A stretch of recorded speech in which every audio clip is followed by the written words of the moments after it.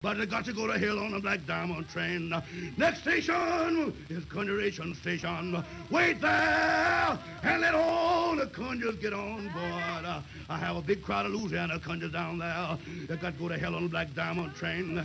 They're always taking brick dust and brass pins and match heads, make little hands selling one another. But you got to go to hell on a black diamond.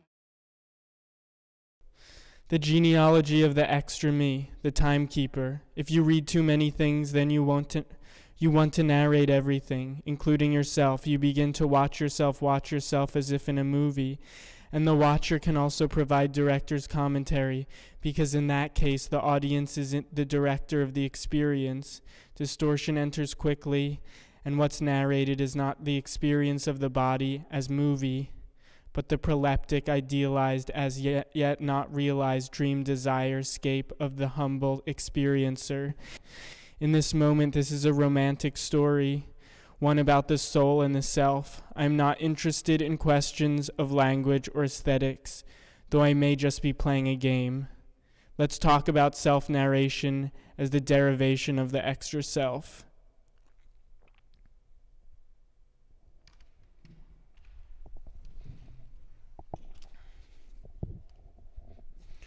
So what is the point of self-narration? We need to describe ourselves to ourselves, fashion a coherent identity to ourselves that is essentially language-based, having everything to do with words and sounds and gestures, signs and symbols. People have known this for almost 100 years. This identity is then showcased to God, to the spirit world. In most cases is foisted upon the peers of the self-narrator.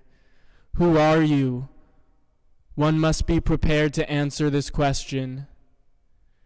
How was your day? What are you? Why?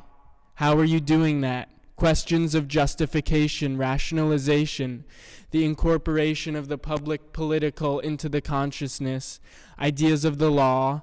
The self-narration begins with the end of the fate of nature.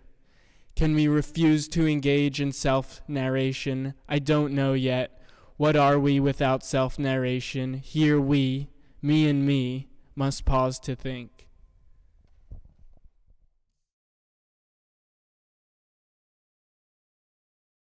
Selling my soul to myself. So what is my soul? Power, dominion over myself?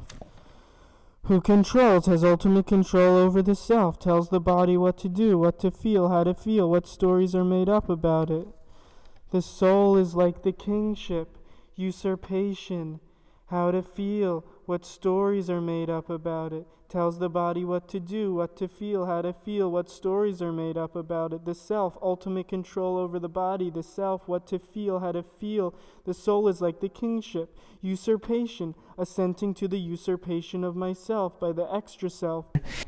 The two parties, me versus me. Which one is the real me? Well, they're both the real me. That's the scary problem. That's why this is a horror tale. That's why life is a feedback loop of paranoia. We can say for sure who the Mephistopheles is, and that's the timekeeper of me. The timekeeper of me is a timekeeper of my experiences, of my plans. It wants me to be somewhere because the timekeeper doesn't have a body. The timekeeper is on literary time, time without personal experience. What do I get in return for selling my soul to myself? To say yes, have it all, interpret away. My body is a text for you. I will no longer resist you. I will no longer put any real me in the way of your interpreting. Treat me like a movie. Watch my body as you were watching a movie. My eyes are only for looking inward. Turn them around in my face. Have them look into my mind. See what I am thinking. Critique it. Pretend to find all the answers. Give me all the knowledge that you can come up with. I am taking the step of anti-reconciliation.